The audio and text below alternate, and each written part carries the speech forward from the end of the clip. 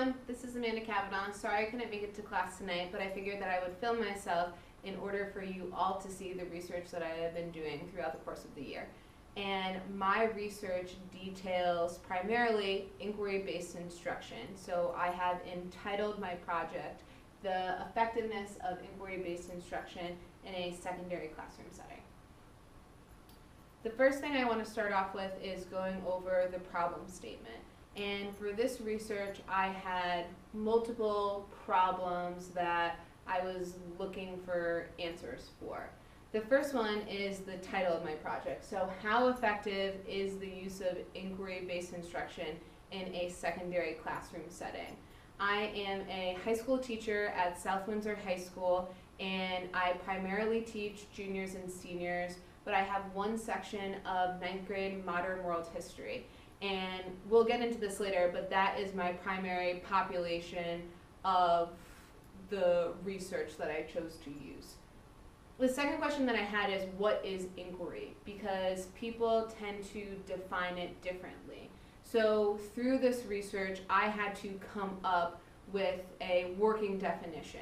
So I looked to Kohlberg 2002, and Kohlberg says that the best definition of inquiry is the creation of a classroom where students are engaged in essentially open-ended, student-centered, hands-on activities. I would also like to throw in that inquiry-based instruction allows students to generate their own questions, investigate the material, and through that investigation and questioning, provide answers to what's going on in the content, as well as real-world, or come up with solutions to real-world problems. Another big problem I had was this idea of the resurgence of inquiry. Inquiry used to be a very popular form of instruction a few decades ago, and it seemed to have kind of subsided for a little bit, and now it's back on the scene. One of my questions was, why did inquiry disappear from the educational setting and is now back? As teachers, we know that different forms of instruction are very cyclical. In some ways, lecture, or teachers believe that lecture is one of the great instruction tools, or that student-centered activities are the greatest, or that reading and writing is the greatest type of learning. So that kind of leads into my fourth question: what form of instruction is the best for learners? And will inquiry continue to be popular and stay on the scene, or will it leave once again? So why did I choose to do inquiry? Well, I attended the National Conference for the Social Studies in November, and it was held in Boston, so very close. And when I went to different meetings, the term inquiry kept coming up. I was able to take back a lot of lesson plans that use inquiry-based instruction that I was able to incorporate into my teaching, especially the 9th grade modern world history course. After attending the conference and discussing what happened with my curriculum specialist, he really placed an emphasis on the importance of incorporating inquiry into our lessons. I also spoke with teachers in my PLC, or my primary learning community, and I asked them the question if they like using inquiry. And some teachers said that they did, some teachers said that it didn't really work for them, they had used it in the past, but they were open to using this form of instruction again. So as a result, my department head, or my curriculum specialist, asked us to incorporate inquiry lessons into the new curriculum that we are designing for modern world history. The new curriculum is something that we've been working on throughout the course of this year, and we'll continue to work on this summer. And we primarily work on it during our PLC time, so the majority of the time that we spend together has been used for designing lessons that provide inquiry-based instruction. The conceptual framework that I chose to use was the framework of Jean Piaget. And Jean Piaget was a human cognitive developmental psychologist. And Piaget comes up with 4 different stages of cognitive development. And they're the sensory motor stage, the pre-operational, the concrete operational, and the formal operational. When I look at the different stages of human cognitive development, it's easy to know where inquiry fits in, and it would fit into the formal operational stage. It fits into this stage of Piaget's model because the formal operational stage is when students have the ability for abstract thought. And inquiry-based instruction requires students primarily to use abstract thinking. So if you look at the different stages, students are not really able to do inquiry-based instruction until they get to high school or maybe a higher middle school age. Now, although the Piaget cognitive model is a great basis for inquiry-based instruction, it does have certain limitations that are involved. The first limitation is that the Piaget model does little to address the techniques for differentiated instruction. And we as teachers know the importance of differentiating our instruction for different types of learners, scaffolding instruction, and this conceptual framework has some limitations because Piaget is all about stages, that you have to go through one stage in order to get to the next stage. And we know that that's not always the case. The second thing is that there is an unawareness for the ways teachers can scaffold the material, and it doesn't take into account brain plasticity. The question is, what is brain plasticity? And plasticity is our brain's ability to mold and change over time. And the Piaget model doesn't necessarily take that into account, which are some things that I had to keep in mind when I was doing my research and using this as my primary conceptual framework. So the literature review. While I reviewed numerous forms of literature, these 3 were kind of the big 3 for me. The first one is Herzog. She writes in 2014, and she primarily focuses on how inquiry-based instruction fits into the new C3 conceptual framework for the social studies. The C3 framework was just passed in February, and it details college, career, and civic readiness in the social studies. And Herzog talks about how inquiry fits into that framework. So she states that students generate questions to deepen their understanding by questioning, and that by questioning, students are able to apply their knowledge to a real-world setting, something that we kind of already talked about. Parr and Edwards in 2004 looked at inquiry instruction, and they noticed similarities between problem-based learning and inquiry, and problem-based learning was a big thing in 2004, and again, there's a resurgence of that as well. And then finally, Harvey and Daniels talked about the importance of group work with inquiry. And when I did my research, students primarily work in groups. So this research was very important to what I did in my classroom. They say when we add teaming to the mix, we reach new levels of energy, authenticity, and depth. And what that means is by working with other students or students working with each other, through using inquiry-based instruction, they're really able to deepen their understanding of learning. The method. So my methodology was that I was going to teach 5 different inquiry-based instruction lessons to my modern world history class. So my population was students at South Windsor High School, but the sample size was only 20 students. They were my period 7 modern world history class, and they are 9th graders. Students will participate, or they did participate, in inquiry-based lessons at the beginning of every new unit. And we'll talk about this later, but I found that using inquiry at the beginning of a new unit can be very powerful because it gets students to kind of think about the new topic and question the material and really get them energized and excited for what they're about to learn. So after each lesson, the specific inquiry lessons that I used, students filled out a questionnaire in a Likert-style survey, which contained questions on the inquiry-based instruction that they just participated in. And I did use primarily descriptive research methods. So a survey is considered a descriptive research method. And the second descriptive research method I used was naturalistic observation. So other than the survey, I observed students working collaboratively in groups throughout the process. Now, my research is primarily qualitative, which I'll later address in the limitation portion of this presentation.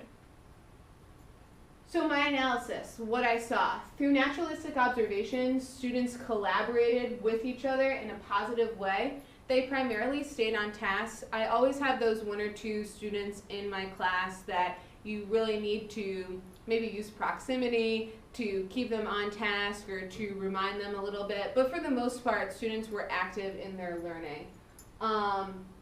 They listened intently when each other spoke in a small group, but also in whole discussion. And I would say that they had a good overall participation in the whole group discussion. Students weren't afraid to share what they thought or share their questions with the group. And that was something that was really important because it showed me that they felt safe and comfortable with this form of instruction. The survey method. We had open-ended survey containing the following questions. So question number 1 is, what do you like most about this activity? What did you not like about this activity was question number 2. How does this activity help you learn? What features would you like to add to this activity in the future if we were to redo it again? And what was the best thing about this activity? So again, after each type of inquiry lesson, students filled out responses to each of these questions. So the first question was, what students liked most about the activity? Or I'm sorry, what students liked about the activity? And when you look at the graph, primarily students like that they got to work with their peers. So they were doing some type of group work, sharing their responses, collaboration with each other. The second thing that they liked was that they thought it was fun and interesting. A lot of students said to me, or when I look at their responses, they said, I've never done something like this before, or this was, different than how my other teachers teach us. So I thought that was a pretty interesting fact. And then finally, students responded that they feel like they got a deeper understanding of the material. What students did not like about the activity, I was pleased to see that students said nothing, and some responses, quote they would say was, I loved everything about this activity, which really made me feel good because that kind of boosted my ego in a sense when carrying out this activity. Some students felt like they needed more clear instruction. There's a few of my students that didn't really understand the whole you generate questions and then come up with answers to that. So that took a little bit of time to explain. And then finally, some students feel like they had not enough time to complete the activity. And that was probably my fault in certain situations because I could have done the activity in a longer period. We have a modified block schedule, and for example, if we started a new unit on a Monday, that's a 45-minute period as opposed to a Tuesday or Wednesday when it's a 75-minute period. So in those 75 minutes, students really had a lot of time to kind of really dive into the material and deepen their understanding, whereas in a 45-minute time period, they didn't get that. So that could have been a disadvantage. How this activity helps students learn. A lot of students said that through generating their question and working with others, they feel like in the future it will help them with test preparation. They thought that it was a good review of the material, and that's one of the reasons why I like doing inquiry at the beginning of the unit or at the end of the unit, because at the beginning of the unit, it is sort of like an outline to show students everything that they will cover in the unit in terms of content. And if a teacher was to use it at the end of a unit, it's a great way to review everything that you discuss. And then finally, a lot of students took this question as how it helped them individually. So a lot of students said different answers that I couldn't really categorize. Features to add to this activity, photographs. And I thought that was a great request because in history, I think students like looking at primary sources, whether it be photographs or political cartoons, and you'll see through my lessons and in my write-up, that's something that I started to include later on. More time, again, I've already addressed that was a issue on my part, and that's something to consider when using inquiry in the classroom in the future. And then finally, I did not let the students choose their groups, and they would love to choose their groups because they would love to work with their friends, but I chose groups strategically, and I put stronger students, sometimes with maybe middle of the road students and weaker students, so that there was a combination of all levels of learning and intelligence in each group. The best thing about this activity, students said that it was a fun way to learn, they liked working with others, and instead of me giving them all the input and telling them about everything, they liked how they were able to provide their own input and their own opinion into the content that we were investigating. Okay, so the last thing that I did after the last inquiry lesson that I used, I gave out a Likert style survey, and that was the overall satisfaction of inquiry-based instruction. So as you can see, 85% of students were satisfied with this form of instruction, 13% were mostly satisfied, 2% were somewhat satisfied, and 0% were not satisfied. So that was a really interesting kind of number that I was really pleased with. So discussion. Student responses to open-ended survey questions indicated that they enjoyed this form of learning, that there was an overall satisfaction rating, like I said before, of 85%. And due to positive feedback, I plan on implementing inquiry-based instruction in the future and designing other types of inquiry lessons that I can use throughout the course of the unit, not just during the beginning or the end of the unit. So limitations of this research. Like I said before, I use descriptive research methods, naturalistic observations, and surveys. And descriptive research methods make it make it hard to prove causation, meaning that inquiry-based instruction causes effective learning. In order to find causation, I'd have to run a controlled experiment, and that's something that I didn't do. Also, does satisfaction equal effectiveness? In my student responses, they said they enjoyed it, that they loved it, but does enjoyment and love necessarily equate to satisfaction? So that's another question that I have, or still have, after completing this process. The use of surveys. The use of surveys have a major flaw to them, and that's deception. So I have to, as a researcher, question how truthful were my students in their responses. Did they just say they liked it just to get the survey portion of the activity over with, or did they really enjoy what they were doing? I also used a really small sample size. I used 20 students, and that's because I only teach one section of modern world history, and maybe it would have been helpful to have multiple sections and compare the sections with each other, but again, I was limited in size. And if I were to replicate this study in the future, that's something that I would have to keep in mind. And there was no random assignment involved. I strategically, like I said before, place students into groups, and random assignment is used sometimes to control confounding variables. So confounding variables are variables other than the independent variable or the dependent variable that may affect the outcome of the research.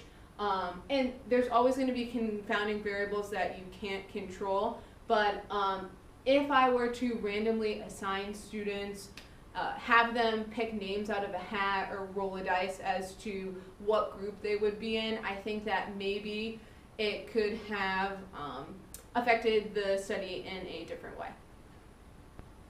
And finally, recommendations for the future. So in order to prove reliability, I would have to replicate this study in the future. And reliability is really, if I were to redo the study a year from now, would I achieve the same results? If I did, that would in some sense show me that this study was in fact reliable, but the big question still remains whether or not it is reliable at this point. I believe that my study was valid, and validity essentially means, does the study measure what it's supposed to?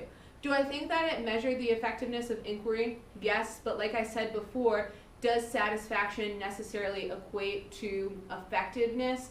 Everyone has their own definition of what effectiveness is. In my definition, it includes, enjoying and liking what you're doing.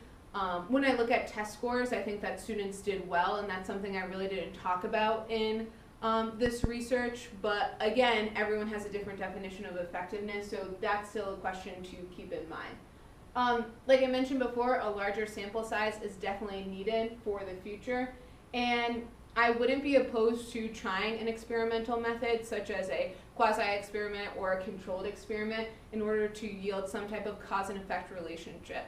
In the beginning of my paper, I talked about how I was going to look to try and yield some type of positive or negative correlation. And again, that doesn't necessarily yield causation either, but I kind of took the research in a different way, so I was not able to look at correlations either, so I wouldn't be opposed to doing that in the future as well. Thank you so much for watching my video. Again, sorry I couldn't be there, and I hope that you all did well on your projects and are relieved that they're done.